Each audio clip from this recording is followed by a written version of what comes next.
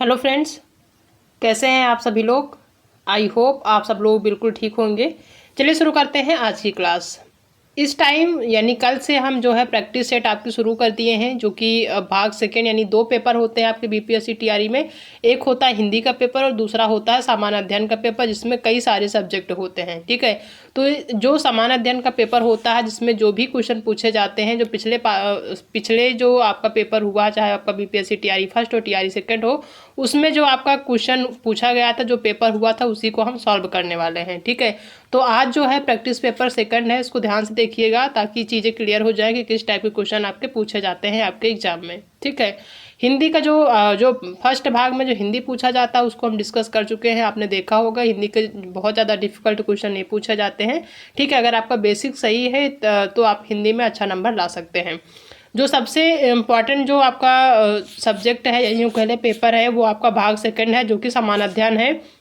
इसको आपको ध्यान से देखना है। इसमें ज़्यादा से ज़्यादा आपको क्वेश्चन अटेम्प्ट करने हैं, यही आपके जो है ज़्यादा नंबर दिलाएगा, यही आपको नौकरी दिलाएगा। ठीक है, तो इस चीज़ को ध्यान रखना है। तो चैनल पर नए हैं तो चैनल को सब्सक्राइब कर लीजिएगा, साथ में अपने दोस्तों को भी शेयर कर दीजिएगा अगर उनका बीपीएससी टीआरई थर्ड का जो री एग्ज़ाम होना है वो है तो। ठीक है, तो देखते हैं आज की क्लास का पहला क्वेश्चन क्या है। पहला दिया है कि निम्न में से किसे सामान्यतः ओजोन छिद्र के रूप में जाना जाता है। ओजोन छिद्र के रूप में किसे जाना जाता है? क्या वो स्थल मंडल है, क्षोभ मंडल है, या फिर है समताप मंडल? तो जो है जिसे ओजोन छिद्र के रूप में जाना जाता है वो है समताप मंडल। समताप मंडल को ओजोन छिद्र के रूप में जाना जाता है। और जो ये आपका ओजोन लेयर है या फिर ओजोन कह सकते हैं कि जो परत है, ये क्या करता है, ये जो है सूर्य की जो हानिकारक पराबैंगनी किरणें हैं, ये जो है मनुष्यों तक या पृथ्वी पे आने से रोकता है, ताकि जो लोग हैं सुरक्षित रहें। ठीक है, तो यहाँ पे ओजोन छिद्र के रूप में कौन जाना जाता है, तो वो है समताप मंडल। नेक्स्ट क्वेश्चन है कि निम्न पर विचार कीजिए। विचार करना है कौन सा इसमें आप जो है आपका कथन सही है। पहला है कि कार्बन मोनोऑक्साइड, दूसरा है नाइट्रोजन ऑक्साइड, तीसरा सल्फर डाइऑक्साइड। इसमें बताना है कि उपरोक्त में से किसको अधिकता जो है अधिकता अम्लीय जो किसकी अधिकता से अम्लीय वर्षा जो है होता है। ठीक है, कौन सी चीज़ों की वजह से जो अम्लीय वर्षा है उसका कारण होता है, किस चीज़ की अधिकता की वजह से। ठीक है, तो पहला कार्बन मोनोऑक्साइड, दूसरा है नाइट्रोजन ऑक्साइड और तीसरा है सल्फर डाइऑक्साइड। तो किसकी किसकी वजह से होता है, तो ये होता है नाइट्रोजन ऑक्साइड और सल्फर डाइऑक्साइड की वजह से। ठीक है, इन दोनों तत्वों की वजह से क्या होता है, अम्लीय वर्षा होती है। ठीक है, तो यहाँ पे दूसरा और तीसरा नाइट्रोजन ऑक्साइड और सल्फर डाइऑक्साइड होता है, तो दूसरा और तीसरा सही हो जाएगा। तो दूसरा और तीसरा में केवल 2 और तीसरा दिया हुआ है, दूसरा ऑप्शन इसका सही हो जाएगा। नेक्स्ट क्वेश्चन है कि मोती का मुख्य घटक क्या है। क्या कैल्शियम कार्बोनेट और मैग्नीशियम कार्बोनेट है? तो बिल्कुल सही, मोती का जो मुख्य घटक माना जाता है वो कैल्शियम कार्बोनेट और मैग्नीशियम कार्बोनेट ही होता है, तो पहला ही ऑप्शन इसका सही हो जाएगा। नेक्स्ट क्वेश्चन है कि गर्मा गर्म लैंप की तुलना में सोडियम वाष्प लैंप की को प्राथमिकता दी जाती है। गर्मा गर्म लैंप की तुलना में सोडियम वाष्प लैंप को प्राथमिकता दी जाती है, उच्च दक्षता में दी जाती है, या वोल्टेज के उतार चढ़ाव में, उच्च सहनशीलता में, या फिर रोशनी की उच्च तीव्रता में?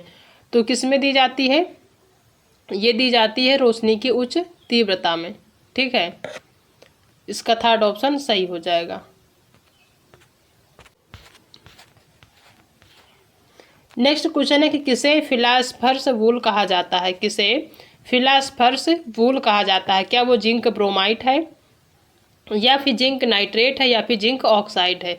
तो वो कौन है जिसे फिलास्फर्स वूल कहा जाता है, तो वो है जिंक ऑक्साइड। ठीक है, इसको जो है फिलास्फर्स वूल कहा जाता है। नेक्स्ट क्वेश्चन है कि लोहे में जंग लगने का वजन, जब लोहे में जंग लग जाता है तो क्या होता है, उसका वजन बढ़ जाता है, घट जाता है, या फिर वही वही रहता है, यानी जितना वजन लोहे का रहता है उतना जंग लगने के बाद भी रहता है? क्या होता है जब लोहे में जंग लग जाता है? ठीक है, तो क्या जो है बढ़ता है, घटता है, या फिर उतना ही वजन रहता है? तो जब लोहे में जंग लग जाता है तो क्या होता है कि वो जो उसका लोहे का वजन होता है वो जो है बढ़ जाता है। ठीक है, लोहे में जंग लगने के बाद लोहे का जो वजन है वो क्या होता है, बढ़ जाता है। तो पहला ऑप्शन सही हो जाएगा। नेक्स्ट क्वेश्चन है कि कैल्सिनेशन प्रक्रिया के दौरान क्या होता है, केवल CO2 उत्सर्जित होता है या फिर केवल H2U निर्मुक्त होता है या फिर अयस्क के प्रकार पर निर्भर करता है। तो कैल्सिनेशन प्रक्रिया के दौरान अयस्क के प्रकार पर निर्भर करता है। थर्ड ऑप्शन इसका सही हो जाएगा। मोटर चालक अपने पीछे की सड़क को देखने के लिए किस प्रकार के दर्पण का उपयोग करते हैं। बहुत ही इंपॉर्टेंट क्वेश्चन है। जो मोटर चालक होते हैं, जो मोटरसाइकिल से लोग चल रहे होते हैं, तो जो पीछे की सड़क होती है या पीछे कोई भी वाहन आ रहा कि नहीं आ रहा उसको देखने के लिए एक दर्पण लगाया जाता है मोटरसाइकिल में, ठीक है। तो उसका उपयोग कैसे करते हैं, किस प्रकार का जो शीशा लगा होता है, दर्पण लगा होता है, किस प्रकार का दर्पण होता है, क्या वो उत्तल होता है, अवतल होता है या फिर अवतल उत्तल दोनों होता है। तो किस प्रकार का होता है, जो पीछे सड़क देखने के लिए जो मिरर लगा होता है वो होता है उत्तल दर्पण, ठीक है। पहला ऑप्शन इसका सही हो जाएगा। नेक्स्ट क्वेश्चन है कि क्लोरोफिल एक प्राकृतिक रूप से पाया जाने वाला कैलेट यौगिक है जिसमें केंद्रीय धातु होती है। क्लोरोफिल एक प्राकृतिक रूप से पाया जाने वाला कीलेट जो है, कह सकते हैं कीलेट यौगिक है जिसमें केंद्रीय धातु होती है, मैग्नीशियम की होती है, तांबा की होती है या फिर होती है कैल्शियम की। तो ये किसकी होती है, ये होती है मैग्नीशियम की, ठीक है। नेक्स्ट क्वेश्चन है कि एड्स है। एड्स क्या है, एक वायरस के कारण होता है, यानी एड्स जो रोग है ये वायरस के कारण होता है या फिर शरीर के तरल पदार्थ जैसे रक्त और सीरम द्वारा वहन किया जाता है या फिर अधिकतर समलैंगिक में पाया जाता है। तो एड्स किसके द्वारा होता है, तो जो एड्स होता है कई चीज़ों से होता है, जैसे शरीर के तरल पदार्थ जैसे जो है ब्लड हो गया, रक्त हो गया, सीरम हो गया, इनके द्वारा जो है जो एड्स होता है ये फैलता है। तो सेकेंड ऑप्शन सही हो जाएगा। नेक्स्ट क्वेश्चन है कि बिहार के किस जिला में एशिया का सबसे बड़ा एथेनॉल प्लांट शुरू किया गया है। बिहार के किस जिला में सबसे बड़ा एथेनॉल प्लांट जो है क्या किया गया है, शुरू किया गया है। क्या वो नालंदा है, नवादा है या फिर पूर्वी चंपारण है। तो वो कौन है, वो है नालंदा, ठीक है। नालंदा में जो है अभी हाल ही में नालंदा में जिला, जो नालंदा जिला है उसमें एशिया का सबसे बड़ा एथेनॉल प्लांट क्या किया गया, शुरू किया गया। नेक्स्ट क्वेश्चन है कि केंद्रीय बजट 2024-25 के बारे में निम्नलिखित कथनों पर विचार कीजिए। जो केंद्रीय बजट जारी किया गया है 2024-25 का, उसमें जो सही कथन है ये बताना है। पहला कि महिला उद्यमियों को मुद्रा योजना के तहत 30 करोड़ रुपए से अधिक ऋण दिए गए हैं। तो बिल्कुल सही है, जो महिला उद्यमी हैं उनको जो है मुद्रा योजना के तहत 30 करोड़ रुपए से अधिक का ऋण दिया गया है। तो ये तो सही है। दूसरा है कि उच्च शिक्षा में महिलाओं के नामांकन में 28% की वृद्धि देखी गई है और STM पाठ्यक्रमों में 43% नामांकन लड़कियों और महिलाओं का है, जो विश्व में सबसे अधिक में से, यानी विश्व में सबसे अधिक है, ठीक है। तो दोनों ऑप्शन इसका सही है। तीसरा है कि PM आवास योजना के तहत 30% से अधिक घर ग्रामीण क्षेत्रों में महिलाओं को दिए गए हैं, ये गलत है, ठीक है। तो पहला और दूसरा यहाँ पर सही हो जाएगा। तो पहला और दूसरा यानी फर्स्ट ऑप्शन इसका सही हो जाएगा। नेक्स्ट क्वेश्चन है कि भारतीय राष्ट्रीय कांग्रेस के प्रथम अध्यक्ष कौन थे। एनी बेसेंट थी, बिपिन चंद्रपाल थे या फिर WC बनर्जी थे। तो कौन थे भारतीय राष्ट्रीय कांग्रेस के पहले अध्यक्ष, वो थे WC बनर्जी, ठीक है। सी ऑप्शन इसका सही हो जाएगा।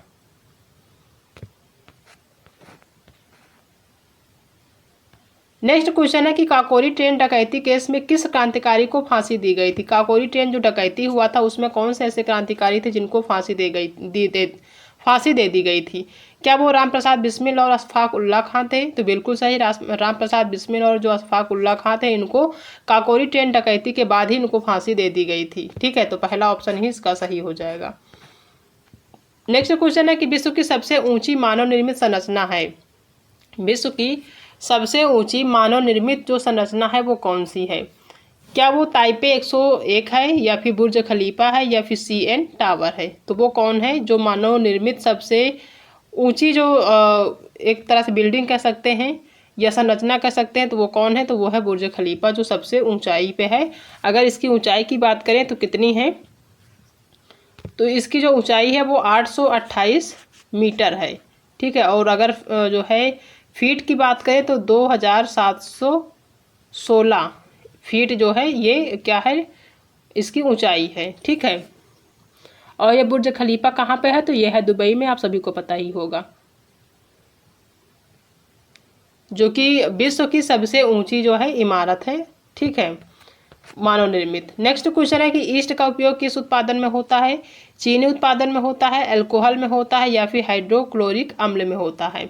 तो ईस्ट का जो उपयोग होता है वो सबसे ज़्यादा कहाँ पे होता है? अल्कोहल यानी कि शराब उत्पादन में होता है।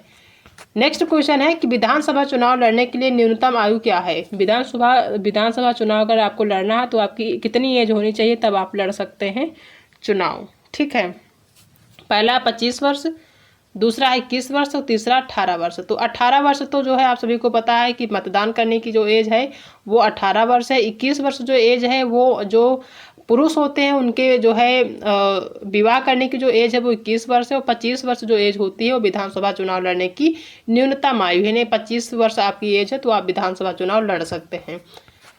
मस्तिष्क का कौन सा भाग डर, दुख एवं खुशी जैसी भावनाओं पर नियंत्रण रखता है? मस्तिष्क का कौन सा भाग डर, दुख एवं खुशी जैसी भावनाओं का नियंत्रण रखता है? क्या वो सेरिब्रम है, सेरिबिलम है, या फिर मेंडुला ऑब्लांगेटा है? तो वो कौन है? तो वो है सेरिब्रम, जो कि डर, दुख एवं खुशी जैसी भावनाओं पर क्या करता है? नियंत्रण रखता है, कंट्रोल रखता है। ठीक है, पहला ऑप्शन इसका सही हो जाएगा। भारत में भूदान आंदोलन किसने शुरू किया था? वेरी इंपॉर्टेंट है। भूदान आंदोलन किसने शुरू किया था? क्या वो गांधी जी थे, जयप्रकाश नारायण थे, या फिर विनोबा भावे थे?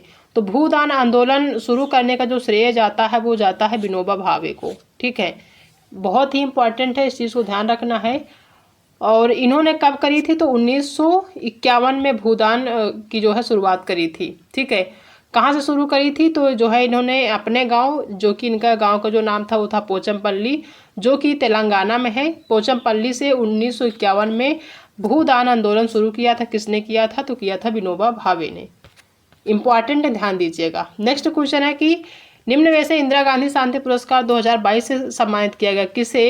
इंदिरा गांधी शांति पुरस्कार 2022 से सम्मानित किया गया है, ये बताना है आपको। ठीक है, पहला है ऑप्शन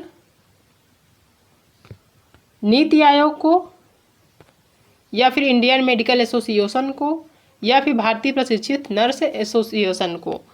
किसको जो है 2022 में जो है इंदिरा गांधी शांति पुरस्कार से सम्मानित किया गया था, ये बताना है। ठीक है, तो ये जो है जो पुरस्कार दिया गया था इंदिरा गांधी शांति पुरस्कार 2022, तो ये जो पुरस्कार है 2022 में इंडियन मेडिकल एसोसिएशन को दिया गया था और साथ में भारतीय प्रशिक्षित नर्स एसोसिएशन को भी दिया गया था। 2022 में कौन सा पुरस्कार दिया गया था? इंदिरा गांधी शांति पुरस्कार। ठीक है, तो दो लोगों को मिला था, तो इसमें एक से अधिक ऑप्शन सही हो जाएंगे, तो फोर्थ ऑप्शन इसका उपर्युक्त में से एक से अधिक ऑप्शन। नेक्स्ट क्वेश्चन है कि सिंचाई के संबंध में नीचे दिए गए कथनों पर विचार कीजिए और सही उत्तर का चयन कीजिए। सिंचाई के संबंध में जो कथन सही है वो बताना है आपको। पहला कि छिड़काव तंत्र विधि का उपयोग मुख्यतः समतल भूमि के लिए किया जाता है। दूसरा कि ड्रिप तंत्र विधि में जल बूंद बूंद करके सीधे पौधों की पत्तियों में गिरता है, तो पत्तियों में तो गिरता नहीं है। ठीक है, और छिड़काव तंत्र विधि का उपयोग मुख्यतः समतल भूमि के लिए भी नहीं किया जाता है, बल्कि जो ढलानदार होते हैं उसके लिए किया जाता है, तो ये भी गलत होगा। तीसरा कि ड्रिप तंत्र फलदार पौधों, बगीचों एवं पौधों वृक्षों को पानी देने का सर्वोत्तम तरीका। जो ड्रिप सिंचाई है, ड्रिप तंत्र विधि से जो सिंचाई की जाती है वो फलदार पौधे जो होते हैं, बगीचे जो होते हैं या फिर जो वृक्ष होते हैं उनको पानी देने का सर्वोत्तम तरीका है, तो बिल्कुल सही है, सी ऑप्शन इसका सही हो जाएगा। और डी नंबर है कि जल की कमी वाले क्षेत्रों के लिए ड्रिप तंत्र बिल्कुल फायदेमंद नहीं है, ये ऑप्शन गलत है। तो सी ऑप्शन यहाँ पे सही है, बाकी ऑप्शन गलत है, तो यहाँ पे कौन सा सही होगा? केवल सी, आपका थर्ड ऑप्शन सही हो जाएगा। नेक्स्ट क्वेश्चन है कि निम्न में से इंदिरा गांधी शांति पुरस्कार 2022 से सम्मानित किया गया, तो इन दोनों लोगों को दिया गया है, इंडियन मेडिकल एसोसिएशन और भारतीय प्रशिक्षित नर्स एसोसिएशन, दोनों को। ठीक है, चिश्ती संत जिनके सम्मान में उर्स हर साल अजमेर में आयोजित किया जाता है वे कौन थे? चिश्ती संत जिनके सम्मान में उर्स जो मनाया जाता है, जो कि हर साल अजमेर में जो है आयोजित किया जाता है, वो कौन थे? क्या वो निजामुद्दीन औलिया थे, या फिर मोइनुद्दीन थे, या फिर नसीरुद्दीन चिरागे दिल्ली थे? तो कौन थे? तो वो थे मोइनुद्दीन चिश्ती। ठीक है, चिश्ती भी यहाँ लिख लीजिए। मोइनुद्दीन चिश्ती थे, जिनकी जो है सम्मान में हर बार या हर साल अजमेर में उर्स जो है मनाया जाता है, उर्स का आयोजन किया जाता है। ठीक है, ये जो मोइनुद्दीन चिश्ती हैं, इनकी पुण्यतिथि की याद में ही ये जो है उर्स मनाया जाता है। इस चीज़ को भी ध्यान रखना है, या कह लें उनकी याद में या फिर उनके सम्मान में मनाया जाता है। प्राचीन भारत की कौन सी लिपि दाएं से बाएं लिखी जाती है? मोस्ट इंपॉर्टेंट है, कौन सी लिपि है? क्या वो ब्राह्मी है, खरोष्ठी है, या शारदा है, या फिर कौन सी है? तो वो है खरोष्ठी लिपि, जो कि दाएं से बाएं की ओर लिखी जाती है, यानी इस तरफ से लेकर इस तरफ लिखी जाती है। यहाँ से लिखना शुरू करते हैं, ऐसे लिखते हैं। ठीक है, तो कौन सी लिपि है? तो वो है खरोष्ठी। नेक्स्ट है कि freedom from hunger for every human in the world किसका नारा है? Freedom from hunger for every human in the world, ये किसका नारा है? ये बताना है। पहला है यूनेस्को का, ILO का, या फिर FAO का। FAO का, तो ये FAO का ही है। ठीक है, नेक्स्ट क्वेश्चन है कि विश्व के देशों में क्षेत्रफल में भारत का स्थान कौन सा है? यानी विश्व के देशों में क्षेत्रफल में भारत का स्थान कितना है, ये बताना। क्षेत्रफल की दृष्टि से भारत का जो स्थान है वो कौन सा है? 5वां है, 7वां है, या 6ठा है? बहुत ही इंपॉर्टेंट और बहुत ही कॉमन है, यह है 7वां स्थान क्षेत्रफल की दृष्टि से पूरे विश्व में भारत का स्थान। हिमालय समांतर श्रेणियों में बना है, जिनमें से सबसे पुरानी श्रेणी है। ठीक है, जो हिमालय है सब जो है वो समांतर श्रेणियों से बना है। हिमालय समांतर श्रेणियों से बना, जिनमें से सबसे पुरानी श्रेणी कौन सी है? क्या वो शिवालिक श्रेणी है, मध्य हिमालय श्रेणी है, या फिर बृहत हिमालय श्रेणी है? तो वो कौन है? तो वो है बृहत हिमालय श्रेणी। ठीक है, सबसे पुरानी श्रेणी मानी जाती है। नेक्स्ट क्वेश्चन है कि पौधे वाष्पोत्सर्जन क्यों करते हैं? जो पौधे हैं ये वाष्पोत्सर्जन क्यों करते हैं? अपनी ताकत बढ़ाने के लिए, या फिर अपने आप को ठंडा रखने के लिए, या फिर अपने आप को गर्म रखने के लिए? तो ताकत बढ़ाने के लिए नहीं, बल्कि जो है अपने आप को ठंडा रखने के लिए ये वाष्पोत्सर्जन करते हैं, जो पौधे होते हैं। तमिलनाडु के पूर्वी तट पर वर्षा अक्टूबर से नवंबर के दौरान होती है, वो कौन सी मानसून के तहत होती है, ये बताना है। ठीक है, पहला है शीतकालीन मानसून, या दूसरा है दक्षिण पश्चिम मानसून, या फिर उत्तर पश्चिम मानसून। तो ये कौन सी मानसून के अंतर्गत आता है? दक्षिण पश्चिम मानसून के अंतर्गत, जिसमें वर्षा अक्टूबर से नवंबर के दौरान होती है। ठीक है, नेक्स्ट क्वेश्चन है किसी बल्ब का तंतु किस धातु का बना होता है? जो बल्ब का तंतु होता है वो किस धातु का बना होता है? क्या वो लोहा का होता है, टंगस्टन का होता है, या फिर जस्ता का? तो किसका होता है? जस्ता का होता है, जो बल्ब का तंतु होता है। मल्चिंग मिट्टी एक प्रक्रिया है जिसके द्वारा क्या होता है? मिट्टी के बड़े बड़े टुकड़े छोटे छोटे टुकड़ों में टूट जाते हैं। जो मल्चिंग एक प्रक्रिया है, इसमें जो मिट्टी की जो प्रक्रिया होती है, जो मिट्टी की स्थिति होती कैसी हो जाती है? क्या मिट्टी के बड़े बड़े टुकड़े छोटे टुकड़ों में टूट जाते हैं, या फिर नियमित अंतराल पर खेत की सिंचाई की जाती है, या फिर तीसरा है कि ढीली सामग्री गोबर आदि क्षरण को रोकने के लिए जमीन पर बिछाया जाता है? बिल्कुल सही, मल्चिंग जो प्रक्रिया है जिसके तहत क्या किया जाता है? ढीली सामग्री गोबर आदि क्षरण को रोकने के लिए जमीन पर बिछाया जाते हैं। तो थर्ड ऑप्शन इसका सही हो जाएगा। ठीक है, जिसमें पत्तियां घास की जो है कतरने होती, घास फूस होती हैं, पुआल होती है, इन सब से क्या कर दिया जाता है? ढक दिया जाता है। ठीक है, यानी कि मिट्टी के कटाव से बचाने के अलावा जो है जो मल्चिंग होती है मिट्टी को नमी बनाए रखने में मदद करती है। ठीक है, तो अगर ये मल्चिंग प्रक्रिया आप करते रहते हैं तो मिट्टी में नमी बनी रहती है और आपको पानी देने की या बार बार पानी देने की आवश्यकता नहीं होती है मल्चिंग प्रक्रिया में। ठीक है, तो थर्ड ऑप्शन इसका यहाँ पे सही हो जाएगा। किस जैव प्रक्रिया से ऊर्जा प्राप्त होती है? किस जैव प्रक्रिया से ऊर्जा प्राप्त होती है? क्या वो प्रकाश संश्लेषण है? प्रकाश संश्लेषण से प्राप्त होती है, या फिर उत्सर्जन से, या फिर श्वसन से? तो किससे प्राप्त होती है ऊर्जा हमें? ये श्वसन से प्राप्त होती है। नेक्स्ट क्वेश्चन है कि सबसे प्रचुर मात्रा में जल प्रदूषक है, क्या वो डिटर्जेंट है, औद्योगिक अपशिष्ट कचरा है, या फिर पशुओं का स्नान है? सबसे प्रचुर मात्रा में सबसे ज़्यादा जल प्रदूषण किससे होता है? तो ये होता है औद्योगिक अपशिष्ट कचरा से, यानी जो भी कल कारखाने बने हुए हैं उनसे निकलने वाला जो कचरा पानी में जाता है उससे सबसे ज़्यादा जो नदियाँ हैं या पानी है प्रदूषण होता है। ठीक है, रेडियोधर्मी तत्व जिसका भारत में विशाल भंडार पाया गया है यह है। जो रेडियोधर्मी प्रदूषण है जो रेडियोधर्मी तत्व है जिसका भारत में विशाल भंडार पाया गया है वो क्या है? कौन सा है तत्व है? क्या ये थोरियम है, यूरेनियम है, या फिर है रेडियम? तो ये क्या है, ये है थोरियम। ठीक है, थोरियम का जो है भारत में विशाल भंडार पाया जाता है। रक्त का पीएच मान कितना होता है, वेरी इंपॉर्टेंट है। 6.4 होता है, 8.2 होता है, या फिर होता है 7.4। तो रक्त का जो पीएच मान माना जाता है, ये माना जाता है 7.4। ठीक है, ध्यान रखना है। नेक्स्ट क्वेश्चन है कि भारत में पंचायती राज का वास्तुकार किसे माना जाता है। पंचायती राज का जो वास्तुकार है किसे माना जाता है, आचार्य नरेंद्र देव को माना जाता है, या फिर जीवी के राव को माना जाता है, या फिर BR मेहता को माना जाता है। BR मेहता यानी कि बलवंत राय मेहता को माना जाता है। ठीक है, ध्यान रखना है। बलवंत राय मेहता जो है पंचायती राज के क्या है, वास्तुकार हैं। नागफनी के किस अंग में प्रकाश संश्लेषण द्वारा भोजन बनता है। नागफनी के किस अंग में प्रकाश संश्लेषण द्वारा भोजन बनता है, क्या वो पत्ती है, तना है, या फिर जड़ है। तो वो कौन है, वो है जो है तना। ठीक है, तना में जो है प्रकाश संश्लेषण के द्वारा भोजन बनता है, किसमें, नागफनी के। ठीक है, सही क्रम बताना है, इसमें से कौन सा क्रम जो है सही है। पहला है कि अंतर्ग्रहण पहले अंतर्ग्रहण होता है, पाचन होता है, उत्सर्जन होता है, अवशोषण होता है, या फिर स्वांगीकरण होता है, या फिर अंतर्ग्रहण होता है, फिर पाचन होता है, फिर स्वांगीकरण होता है, फिर अवशोषण होता है, फिर उत्सर्जन होता है, या फिर सबसे पहले अंतर्ग्रहण होता है, फिर पाचन होता है, फिर अवशोषण होता है, फिर स्वांगीकरण होता है, फिर उत्सर्जन होता है। बिल्कुल सही, थर्ड ऑप्शन सही हो जाएगा। सबसे पहले अंतर्ग्रहण होता है।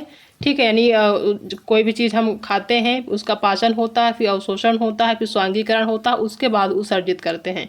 थर्ड ऑप्शन इसका सही हो जाएगा। भारत में आर्थिक उदारीकरण के साथ शुरू हुआ है। आर्थिक उदारीकरण के साथ कौन सा या क्या शुरू हुआ है, ये बताना है। पहला है कि औद्योगिक लाइसेंस नीति में पर्याप्त बदलाव, बिल्कुल सही। दूसरा, भारतीय रुपए की परिवर्तनीयता। तीसरा है प्रत्यक्ष विदेशी प्रत्यक्ष निवेश के लिए प्रक्रियात्मक औपचारिकता को दूर करना। तो भारत में जो आर्थिक उदारीकरण के साथ शुरू हुआ है वो है औद्योगिक लाइसेंस नीति में पर्याप्त बदलाव, जो है आर्थिक उदारीकरण के साथ क्या हुआ है, शुरू हुआ है। पहला ऑप्शन सही होगा। नेक्स्ट क्वेश्चन है कि किसने कहा था कि अभी जिसका खून न खौला वो खून नहीं पानी है, जो देश के काम ना आए वो बेकार जवानी है। ये जो एक सेंटेंस है किसने कहा था, तो पहला ऑप्शन है, क्या ये भगत सिंह थे, चंद्रशेखर आजाद थे, या फिर लाला लाजपत राय थे। तो अब भी जिसका खून न खौला वो खून नहीं पानी है, जो देश के काम न आए वो बेकार जवानी है। तो ये कहा था किसने, चंद्रशेखर आजाद ने। ये शब्द जो है चंद्रशेखर आजाद के हैं, ये सेंटेंस पूरा चंद्रशेखर आजाद जी का है। ठीक है, नेक्स्ट क्वेश्चन है कि कौन राज्य का क्षेत्र घटा या बढ़ा सकता है, और किसके जो है अधिकार होता है किसका कि वो जो राज्य का क्षेत्र है उसको घटा या बढ़ा सकता है। क्या वो राष्ट्रपति हैं, राज्यसभा, या फिर संसद है। तो किसके जो है अधिकार में होता है, तो ये होता है संसद के अधिकार में, जो राज्य का क्षेत्र घटा या बढ़ा सकता है। ठीक है, नेक्स्ट क्वेश्चन है कि कौन सा लौह इस्पात कारखाना समुद्र तट पर स्थित है। कौन सा लौह इस्पात कारखाना समुद्र तट पर स्थित है, क्या वो सलेम है, विजयनगर है, या फिर है विशाखापत्तनम। तो ये कौन सा है, ये विशाखापत्तनम है, जो समुद्र तट पर स्थित है, जो कि एक लौह इस्पात कारखाना है। कौन सा रोग दूषित पानी के सेवन से होता है, वेरी इंपॉर्टेंट क्वेश्चन है, एग्जाम में आ सकता है और पूछा भी जाता है, आपके सीटेट एग्जाम में भी पूछा जाता है। दूषित पानी से जो फैलने वाले रोग होते हैं, क्या वो टीबी है, मलेरिया है, हैजा है, कौन सा है। तो दूषित जल से जो फैलने वाले होते हैं, एक तो आपका हैजा होता है, दूसरा आपका डायरिया होता है, पेचिस होता है, ठीक है, टाइफाइड हो गया, और पोलियो। ये सब किससे फैलते हैं, ये दूषित जल के पानी सेवन करने से फैलते हैं। ठीक है, संयुक्त राष्ट्र की रिपोर्ट के अनुसार सदी के अंत तक विश्व लगभग कितने डिग्री सेल्सियस तक गर्म हो जाएगी। ठीक है, ये क्वेश्चन है कि संयुक्त राष्ट्र की रिपोर्ट के अनुसार सदी के अंत तक, इस सदी के अंत तक विश्व लगभग कितने डिग्री सेल्सियस तक गर्म हो जाएगी। क्या वो 3 डिग्री सेल्सियस है, 2 डिग्री सेल्सियस है, या फिर 1.8 डिग्री सेल्सियस है। तो कितना हो जाएगी गर्म, ये हो जाएगी 3 डिग्री सेल्सियस के आसपास। ठीक है, इस सदी के अंत तक।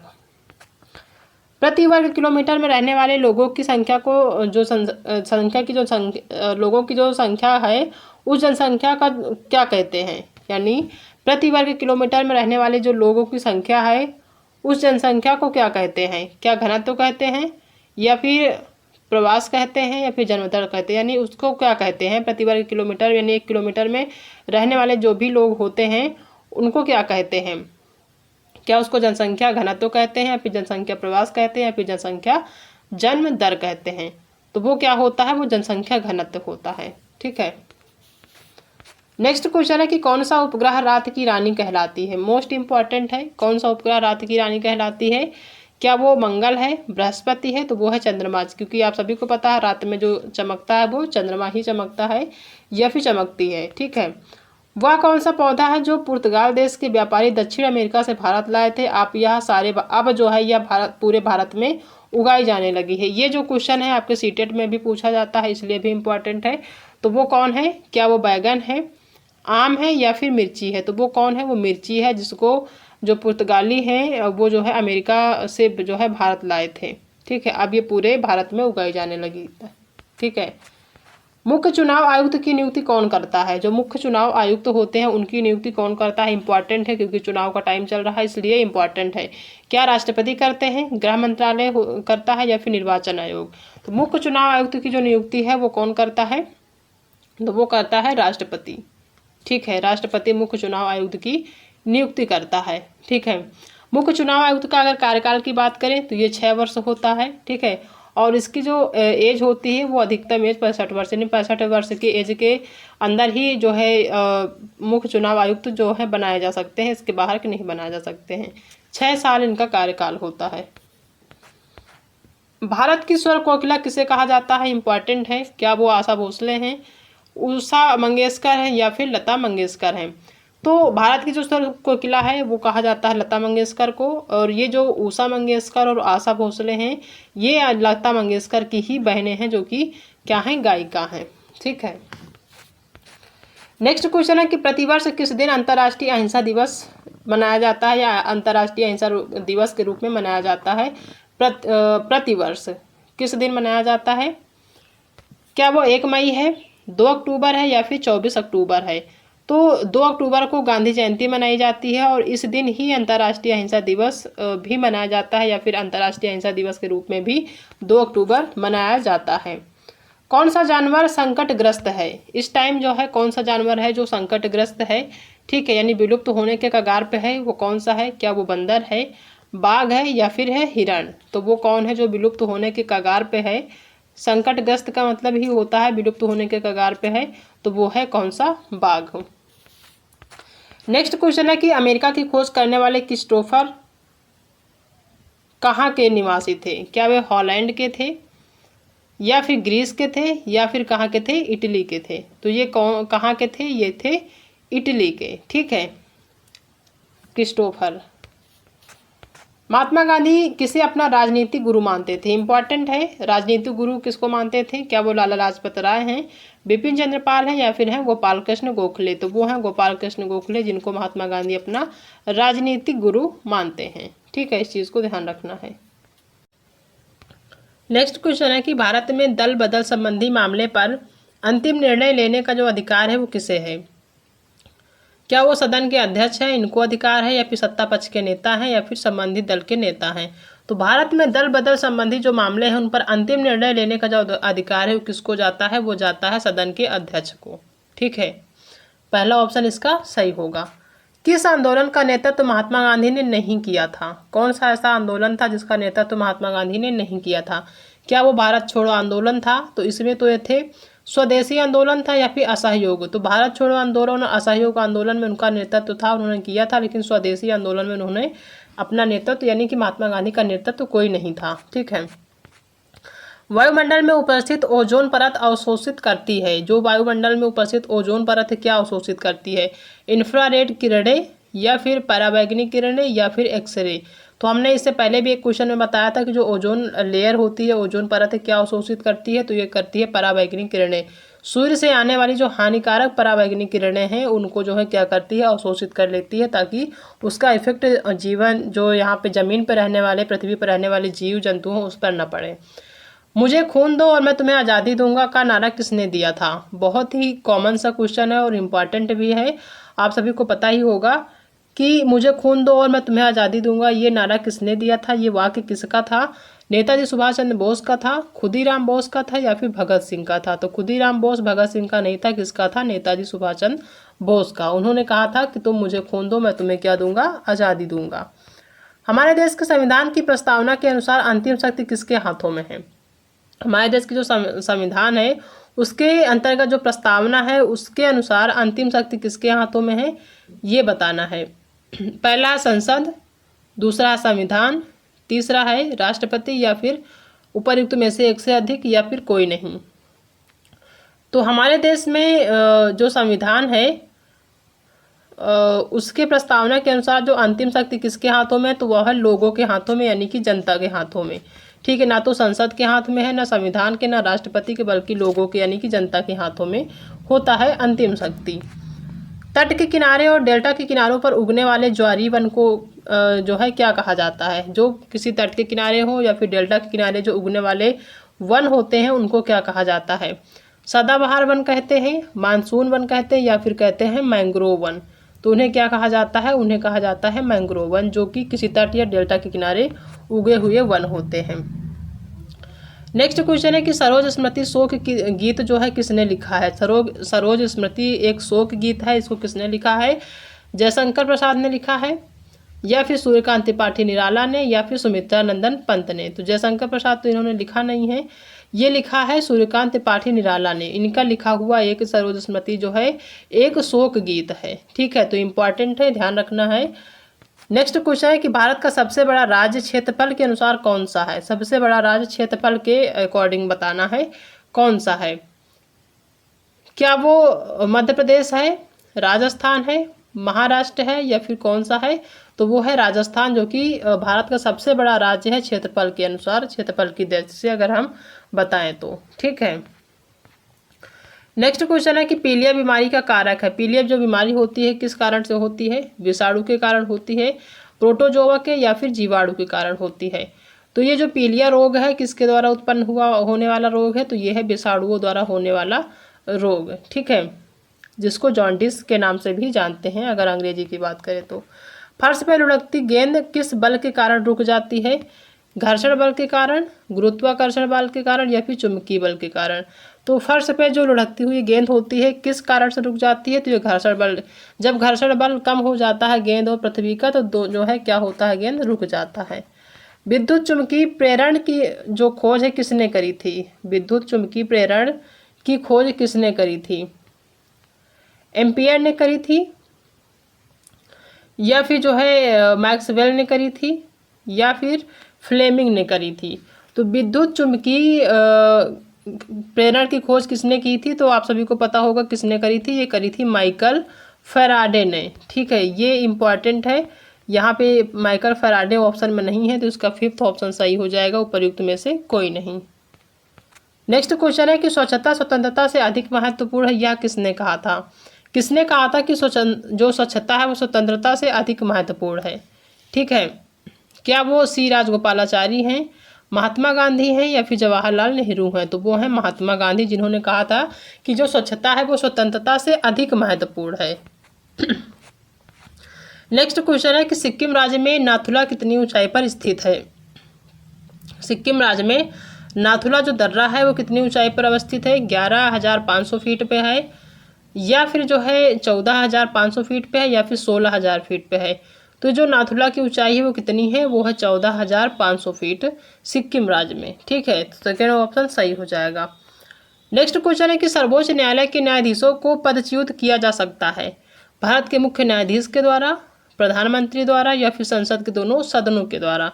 किसके द्वारा? तो ये जो है जो सर्वोच्च न्यायालय के न्यायाधीश होते हैं उनको कैसे हटाया जा सकता है? तो संसद के दोनों सदनों के द्वारा इनको हटाया जा सकता है। ठीक है, नेक्स्ट क्वेश्चन है कि जंगली जानवरों की सुरक्षा के लिए सरकार ने क्या बनवाया है? अभ्यारण्य बनवाया है, हॉट स्पॉट बनवाया है, या फिर लाल डाटा किताब बनवाया है? तो जंगली जानवरों की सुरक्षा के लिए सरकार ने क्या बनवाया है? तो ये बनवाया है अभ्यारण्य। ठीक है, अभ्यारण्य का निर्माण जो है जंगली जानवरों की सुरक्षा के लिए बनाया है। 75वें गणतंत्र दिवस समारोह के दौरान 26 जनवरी 2024 राज्यों और केंद्र शासित प्रदेशों में कर्तव्य पथ पर कितनी झांकियां निकाली गई थी। अच्छा, आप सभी को पता होगा कि जो 26 जनवरी मनाया जाता है या 15 अगस्त, तो उसमें झांकियां भी निकाली जाती हैं। तो इस बार 2024 में कितनी टोटल झांकियां निकाली गई थी? क्या वो 16 थी, 17 थी या फिर 18 थी? तो कितनी थी? ये थी जो है 16 झांकियाँ, जो कि इस बार यानी जो 2024 में कौन सा जो है मनाया जा रहा था, तो ये 75वां जो है गणतंत्र दिवस मनाया जा रहा था 26 जनवरी 2024 को। 16 झांकियाँ कुल निकली थी। मनुष्य में रक्त वर्ग होते हैं, कौन कौन से रक्त वर्ग होते हैं मनुष्य में? ए, बी और ओ होते हैं, या फिर ए, बी, सी और ओ होते हैं। तो ए, बी, ओ तो होता है, ए, बी, सी नहीं होता है। ठीक है, ए, बी और ए, बी होते हैं। तो इसमें जो है मनुष्य में जो रक्त वर्ग होते हैं, तो ए होता है, ए बी होता है, ठीक है, ए बी होता है और साथ में ओ भी होता है। ठीक है, तो इसका कौन सा ऑप्शन सही हो जाएगा? थर्ड ऑप्शन इसका सही हो जाएगा। नेक्स्ट क्वेश्चन है कि अर्थव्यवस्था में सर्वाधिक विस्तारवादी आय प्रभाव किस प्रकार की बजट नीति रखती है? अर्थव्यवस्था में सर्वाधिक विस्तारवादी आय प्रभाव किस प्रकार की बजट नीति रखती है?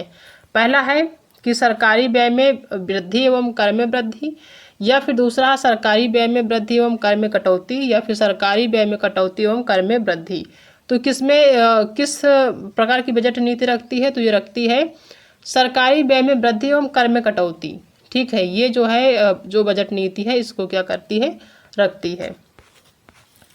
डैश और ताप्ती नदियां एक दूसरे के लगभग समांतर बहती हैं लेकिन विपरीत दिशाओं में खुद को खाली कर लेती हैं। कौन कौन सी नदियां जो हैं एक दूसरे के लगभग समांतर बहती हैं, ये बताना है।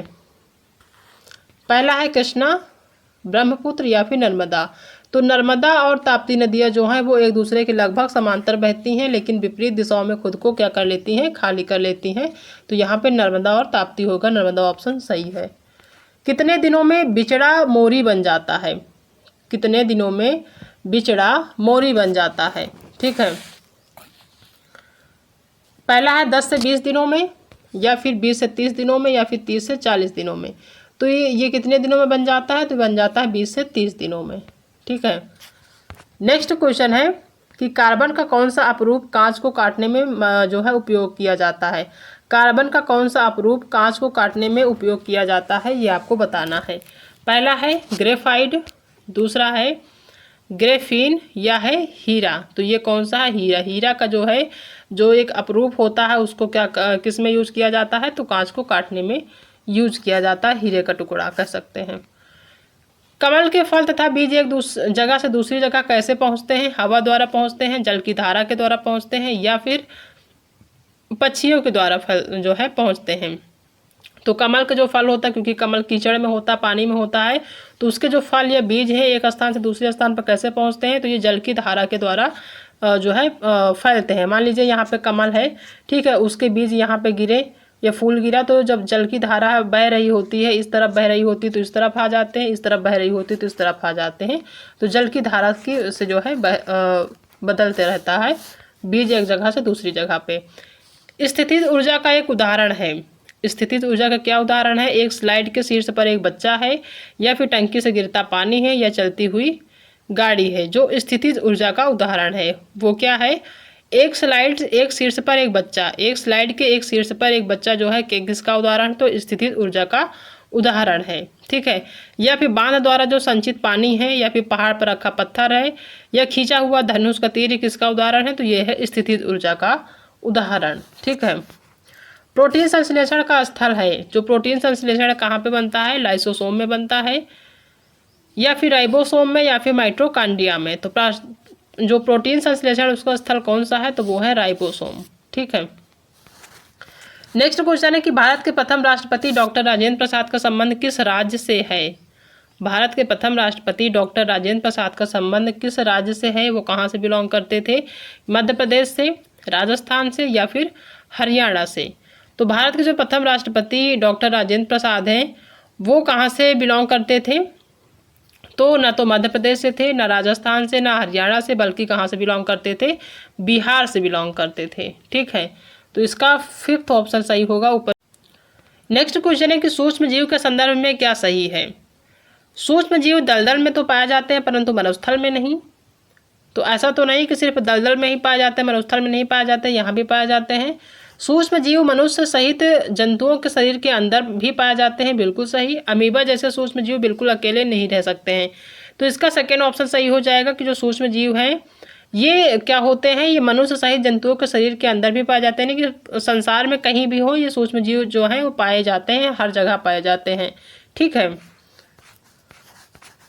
निम्न में से कौन उद्योग कृषि पर आधारित है? जो कृषि पर आधारित उद्योग है कौन सा है? वो जूट उद्योग है, सीमेंट उद्योग है, या फिर लौह और इस्पात उद्योग है? तो वो कौन सा है? वो है आपका जूट उद्योग, जो कि किस पे आधारित है? कृषि पे आधारित है। ठीक है। सीमेंट उद्योग या फिर लौह और इस्पात उद्योग जो है कृषि पे आधारित नहीं है। सिखों के अंतिम गुरु गुरु गोविंद सिंह का जन्म स्थान कहाँ पे है? सिखों के अंतिम गुरु गुरु गोविंद सिंह का जो जन्म स्थान है कहाँ पे है? अमृतसर में है, बोध गया में है, या फिर पटना साहिब में है? तो कहाँ पे है सिखों के जो अंतिम सिखों के 10वें या फिर अंतिम गुरु जो है उनका जो जन्म स्थान है वो कहाँ पे है? तो यह है पटना साहिब में। ठीक है। नेक्स्ट क्वेश्चन है कि लेपवा, नेपाली और भूटिया का संबंध किस राज्य से है? लेपवा, नेपाली और भूटिया का संबंध किस राज्य से है? क्या ये उत्तर प्रदेश से है, सिक्किम से है, या फिर है बिहार से? तो ये कहाँ से है? ये सिक्किम से है। और ये जो हैं ये सिक्किम की क्या हैं? प्रमुख जनजातियां हैं, जो कि लेपचा है। ठीक है। यहाँ पे लेपचा, नेपाली और भूटिया ये क्या है? एक जनजाति हैं। कहाँ की हैं? तो ये है सिक्किम की। ऊर्जा देने वाला भोजन कहते हैं, किसको कहते हैं ऊर्जा देने वाला भोजन? प्रोटीन युक्त भोजन को, या फिर वसा युक्त भोजन को, या फिर कार्बोहाइड्रेट युक्त भोजन को? ऊर्जा देने वाला भोजन किसको कहते हैं? तो ये कहते हैं किसको? कार्बोहाइड्रेट्स युक्त भोजन को ऊर्जा देने वाला भोजन कहते हैं, जिससे हमें एनर्जी मिलती है। बिहार के उत्तर में कौन सा देश स्थित है? इंपॉर्टेंट है। बिहार के उत्तर में कौन सा देश है? क्या वो नेपाल है, बांग्लादेश है, या फिर है श्रीलंका? तो वो कौन है? तो वो है नेपाल। ठीक है। इस चीज़ को ध्यान रखना है। बिहार के उत्तर में है। भारतीय संविधान में द्विसदनीय प्रणाली किस देश से ली गई है? ये जो है इम्पॉर्टेंट है। भारतीय संविधान में द्विसदनीय प्रणाली कहाँ से ली गई है? क्या ये ऑस्ट्रेलिया से ली गई है, अमेरिका से ली गई है, या फिर यूनाइटेड किंगडम से? तो ये कहाँ से ली गई है? ये ली गई है अमेरिका से। द्विसदनीय प्रणाली कहाँ से ली गई है? अमेरिका से ली गई है। स्वतंत्रता के बाद बिहार के प्रथम राज्यपाल कौन थे?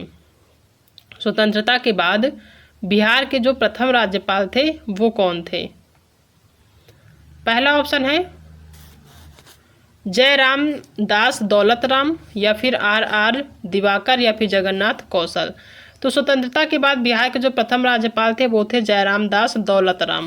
पहला ही ऑप्शन ही सही हो जाएगा। स्वतंत्रता के बाद बिहार के पहले जो राज्यपाल थे जयराम दास दौलतराम थे। शुद्ध या ऑक्सीजनित रक्त की जो हृदय से शरीर के विभिन्न भागों में ले जाने वाली रक्त वाहिनियां हैं वो क्या कहलाती हैं? ठीक है। क्या वो धमनियां कहलाती हैं, शिराएं कहलाती हैं, या फिर आलिंद कहलाती हैं? तो वो क्या कहलाती हैं? वो शिराएं कहलाती हैं। ठीक है।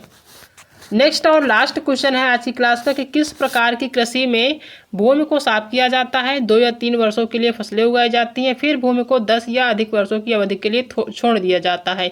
बहुत ही इंपॉर्टेंट क्वेश्चन है ये। आपके बीपीएससी में भी पूछा जाता है, और साथ में आपका जो सीटेट का पेपर होता है उसमें भी ये क्वेश्चन कई बार पूछा गया है।